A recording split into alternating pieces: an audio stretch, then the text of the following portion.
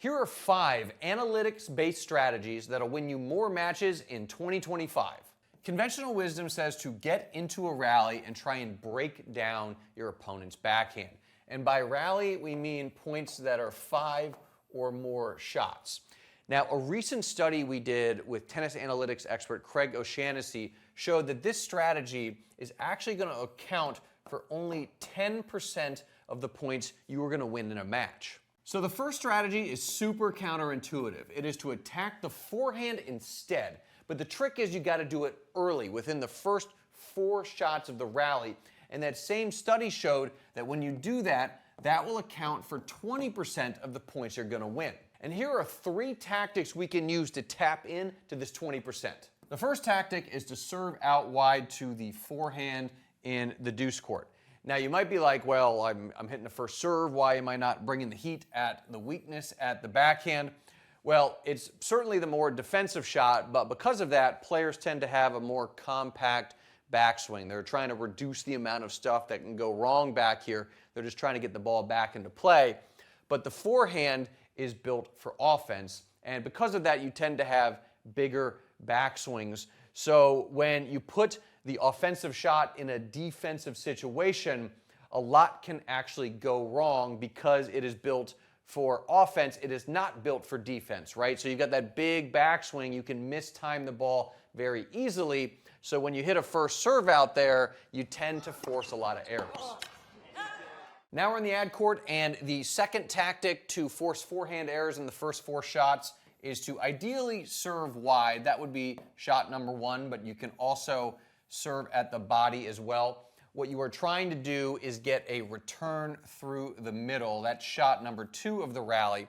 And particularly when you hit a good serve, you want to shift to your left a little bit, just a couple steps to the left, because what you're trying to do is maximize the number of forehands you're hitting and then minimize the number of backhands you are hitting. You want to keep the ball on your strength because shot number 3 is going to be into the open court, and you've pulled your opponent off the court with that wide first serve, and now you want to put them under a ton of pressure by making them hit a running forehand.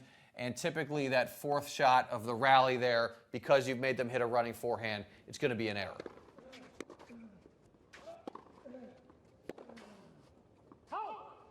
Tactic number 3, we are returning serve now, and this is something you'll typically do on a second serve because first serve returns, you're just more defensive.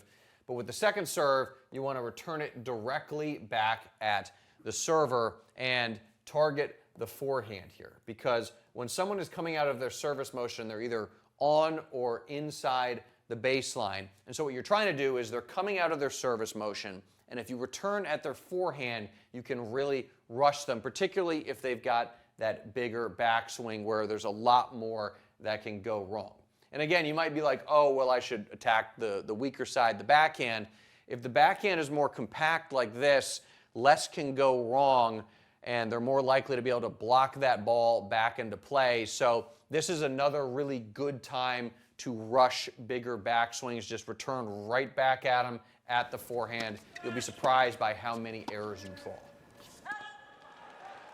The second strategy is to force backhand errors in 0 through 4 because that's going to account for 15% of the points that you are going to win. And a great tactic for that is a little counterintuitive. You're going to serve out wide on the deuce court like we were talking about before, but you are going to do it on the second serve. So this one is a little bit of a roll of the dice. It's going to depend on the opponent you are playing, but Novak Djokovic does this a ton. Against some opponents, he'll serve, half of his second serves will be out wide, including against Carlos Alcaraz, although more recently I think, anecdotal, he stopped doing that as much. But here is the tactic. You're going to serve out wide. That's shot number 1.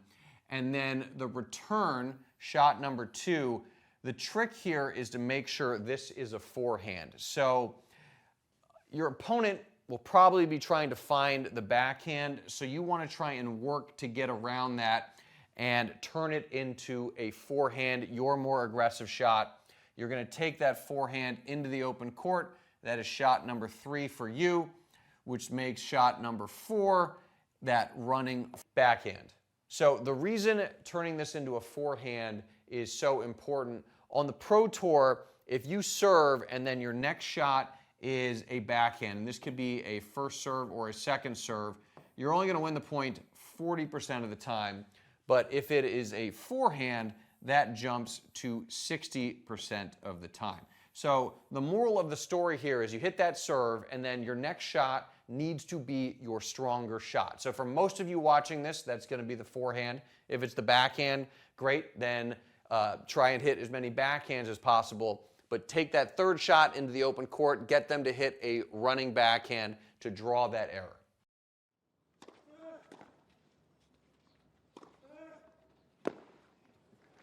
Strategy number 3 is to serve and volley. Now, this stat will blow your mind. At Wimbledon in 2002, the men were serving and volleying 33% of the time, and when they did that, they would win the point 67% of the time. That's an awesome win percentage. But by 2011, that percentage of the times they would serve and volley had dropped to 6%. So you might be like, oh my gosh, like serving and volleying is dead. The percentages must have evaporated. The win percentages, the returns are too good. So what was the win percentage in 2011? Well, it was also 67%, which is crazy. People stopped doing it even though it's still super effective. So here is a tactic that Carlos Alcaraz uses that you can copy for your game. So Alcaraz likes to serve and volley in the ad court, and the logic behind why he is doing this also really applies to the USTA league and club level. So back in the day, you'd have people returning right up on the baseline, but now you have people standing back in the boonies, back literally at like the first row, like a Medvedev to return serve, and obviously like pushers at our level will do the same thing. And so instead of bringing the heat like you might have seen 20, 30 years ago, Alcaraz is going to hit a kick serve to really take advantage of his opponent's positioning. Because if they were right up on the baseline, they could move over there and get to that kick serve. But now they got to go all the way over there. So Alcaraz is really pulling them off the court. And with that kick serve, it also gives Alcaraz a lot of time to close the net. So he's going to get more high volleys, which is going to really come in handy. We'll discuss why in just a second. But from here, your opponent is now way off the court, and they have to hit a backhand return, the weaker return, and you're more likely to get serving and volleying in the ad court, more likely to get forehand volleys, which is important. At our level, the forehand volley tends to be stronger. So Alcaraz has now had time to close the net, and here's the basic logic on what kind of volley you're going to hit. If you get a volley that is above the net, you'll just stick it into the open court there. But you would not want to do that, not necessarily unless you got great volleys, when the ball is below the net. And the reason is because if you try and go into the open court like that, it'll sit up more, and so your opponent will be able to track this down and then pass you with a forehand, which tends to be the stronger passing shot. So if the ball is below the net when you get to it, then you want to hit a drop volley. You leave it there, and this is very difficult for your opponent to track down. This drop volley is a signature shot for Alcaraz. Here's Carlos Alcaraz versus Daniil Medvedev, and Alcaraz is going to show us strategy number 4, which is the forehand drop shot. Alcaraz and Medvedev get into a backhand to backhand rally. So in this situation, Alcaraz could hit a backhand drop shot down the line here, but he's only going to win that point about 50% of the time. So what Alcaraz does instead is he runs around his backhand to upgrade to a forehand. And when he does that, he is now a threat with both the inside-out forehand and the inside-in forehand. Alcaraz obviously has a huge forehand. So Medvedev has to defend both of these shots, so he is going to split step backwards. So Alcaraz knows that, and he knows that because Medvedev is moving backwards, this is the perfect time to throw in the forehand drop shot, because Medvedev is going to have to, he's moving back, stop, turn around, and try and track this ball down. He's just not going to get to many of these drop shots. So when you upgrade from the backhand to the forehand drop shot, that increases your win percentage to 70%.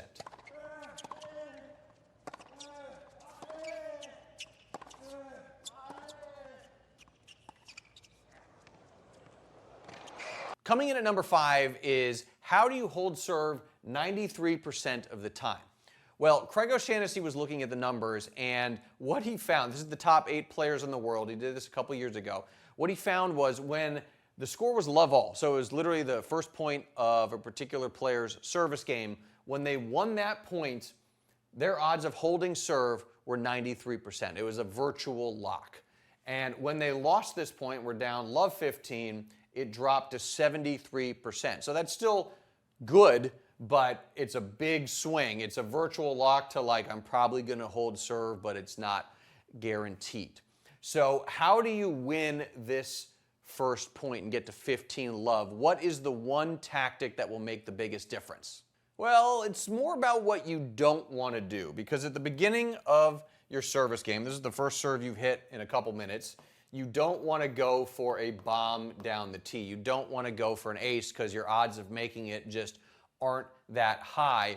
And when you miss that first serve and have to hit a second serve, at least on the Pro Tour, if you're winning half of your second serves, that's best case scenario. So you want to do everything possible to make that first serve and increase your odds of winning that first point.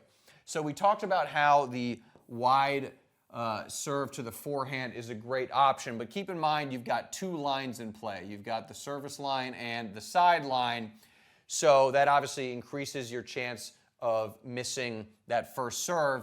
Another great option where you only have 1 line to worry about, we're obviously not focused on the net, but you only have 1 line to worry about here, is body backhand. So you serve it here, you only have the service line to worry about, and then you get it to the backhand, so they're probably not going to hurt you, and then the returns become quite predictable.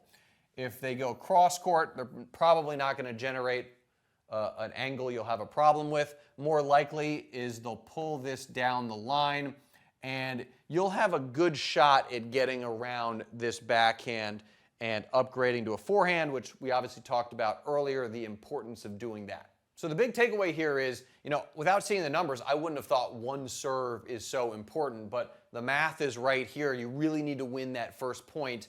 So play smart, aggressive tennis here. Get that first serve in. If you want to go for the tee serve, do it when you're up 30 love. So I mentioned Craig O'Shaughnessy a couple times, and if you are a singles player and you are unhappy with your strategy, and specifically your shot selection, a lot of the times you feel like you're hitting the wrong shots, then I want to invite you to pick up a copy of the New Rules of Singles, because inside there are 20 new rules, new strategies backed up by the analytics that have the highest winning percentage. And this program is a collaboration with tennis analytics expert Craig O'Shaughnessy. He used to run analytics for Novak Djokovic, and he's done it for many other top pros. And what he showed him how to do was cut out the old school losing strategies and replace them with the ones that have the highest winning percentage. So if you click the link below in the description, we will take you inside the New Rules of Singles and show you this new rule for approaching the net. So the old rule only has a 53% win percentage, but the new rule down here has a 76% win percentage. So we'll show you this video right here. There's Craig, and he's going to walk you through this new rule. And if you like what you see, you can pick up a copy. You can see all of the new rules right here. And hey, the best strategy for winning more matches in 2025 might just be picking up a copy of the New Rules of Singles.